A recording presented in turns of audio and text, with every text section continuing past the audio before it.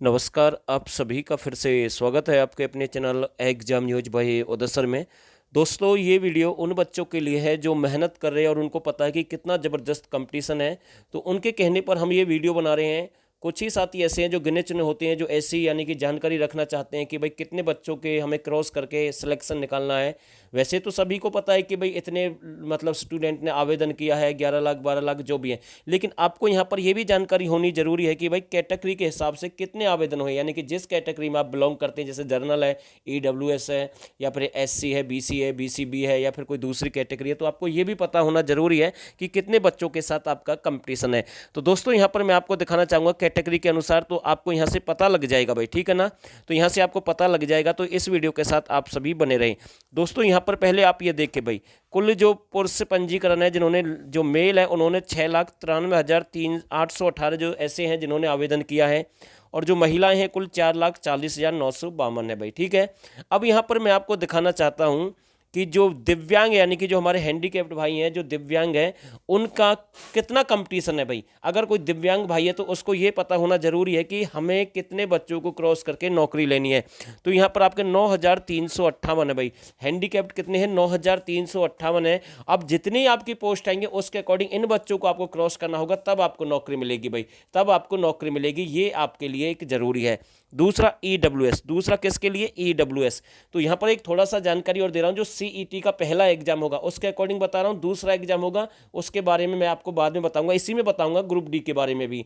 देखो, डी में तो आपको सीधा इनको क्रॉस करना है, एक नौकरी आपको लेनी है, जितनी पोस्ट आएंगे उसके अकॉर्डिंग आपकी फाइट रहेगी। जैसे ईडब्ल्यूएस है भाई, जैसे मैं आपको बताता हूँ, ईडब्ल्यूएस में ग्रुप डी की मानकर चलती है वैकेंसी आ जाती है, लगभग कितनी आ जाती है? 2,500 से 3,000 वैकेंसी आ जाती है, मानकर चलते हैं, क्योंकि 10% है शायद ईडब्ल्यूएस, तो उसके अकॉर्डिंग।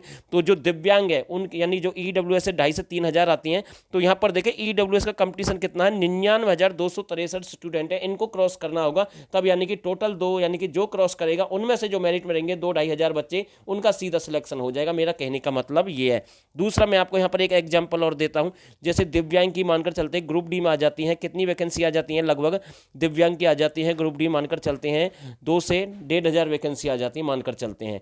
अब यहाँ पर जो 9,358 टोटल स्टूडेंट हैं, इनमें से ये लगेंगे भाई, कितने लगेंगे? 1,500 से 2,000 लगेंगे। ग्रुप डी की मैं बात कर रहा हूँ सीधा, क्योंकि इसका एक एग्जाम है, तो आपका कंपटीशन इतने बच्चों के साथ में है, तो आपको अच्छे से तैयारी करनी है। मैंने आपको समझाने की कोशिश की है। अब यहाँ पर देख लेते हैं, यहाँ पर देखते हैं जैसे ईडब्ल्यूएस वाले कितने हैं टोटल जिन्होंने आवेदन किया है? 99,263 है। अगर किसी भाई ने ईडब्ल्यूएस से आवेदन किया तो इन बच्चों के साथ उसकी फाइट रहेगी भाई, ये मैं आपको बता रहा हूँ, ठीक है।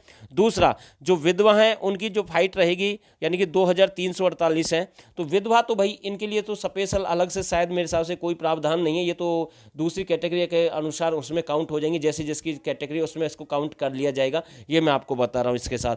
दूसरा यहाँ पर देखते हैं जो अनाथ है भाई, अनाथ के लिए भी यहाँ पर दिया गया कितने अनाथ है, क्योंकि जो फॉर्म भरे गए उनके अकॉर्डिंग ये डाटा आया। और यहाँ पर देखिए अनुसूचित जाति, यानी अनुसूचित जो जाति है उसकी हम बात करें तो 2,59,000 यानी कि 75 ऐसे कैंडिडेट हैं जिन्होंने आवेदन किया। तो देखो भाई कितने हैं अनुसूचित जाति वाले, जो उनका कंपटीशन रहेगा आपस में, ये मैं आपको समझाने की कोशिश कर रहा हूँ। और बाकी पिछड़ा वर्ग है, जैसे 3,69,738 है, यानी कि एससी या फिर बीसी है, बीसीबी, उसके अकॉर्डिंग मैं आपको बता रहा हूँ। जो एक्स सर्विसमैन है भाई, एक्स सर्विसमैन है उनका देख ले भाई 9,160। अगर कोई एक्स सर्विसमैन की जितनी वैकेंसी आएंगी उनमें से आपको इन बच्चों के साथ फाइट करनी है भाई। ग्रुप डी का सीधा बता रहा हूँ, बाकी सी का यानी कि दूसरा एग्जाम बाद में होगा, ग्रुप डी का सीधा होगा, तो उनके साथ आपका कंपटीशन है।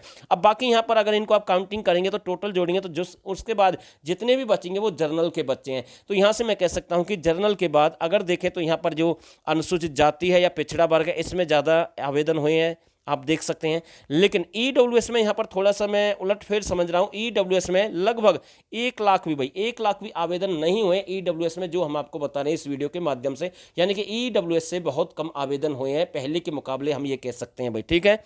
बाकी सभी की कैटेगरी वाइज अलग अलग मेरिट बनेगी, अलग अलग वैकेंसी आएंगी सभी की। तो ये आपका कंपटीशन है, आपको इसको ध्यान में रखना है, इसके अकॉर्डिंग आपको एग्जाम की तैयारी करनी है। अब कुछ समझ में नहीं आया होगा, लेकिन मैं आपको सीधा फिर से समझाने की कोशिश कर रहा हूँ। जो भी आपकी कैटेगरी देख रही है, जैसे एक्स सर्विसमैन का मैंने आपको यहाँ से समझाया है। अगर वैकेंसी आती है ग्रुप डी की सीधी एक्स सर्विसमैन में कितनी आती हैं, मानकर चलते हैं 1.5 से 2,000 आ जाती हैं, 1,000 आती हैं, तो 9,000 बच्चे हैं उसमें टोटल, उनमें से 1-1,500 आपके लग जाएंगे। मेरा कहने का मतलब ये है भाई, ठीक है। तो ये कुछ डाटा थे आपके साथ हमने शेयर कर दिए। टॉप पर आपका हिसार है जहाँ से ज़्यादा आवेदन हुए, और यानी कि जो सबसे कम है पंचकुला, फिर मेवात है। तो यहाँ पर पूरी जानकारी दी गई है, और हमारा उद्देश्य है कि आपको हर प्रकार की जानकारी आपके साथ हम शेयर करें। और दोस्तों अच्छे से पढ़ें और पढ़ते रहें, आगे बढ़ते रहें, और कोशिश करूँगा इवनिंग में एक क्लास फिर से आपके लिए लेकर आएंगे। और दोस्तों आप सभी का बहुत बहुत धन्यवाद।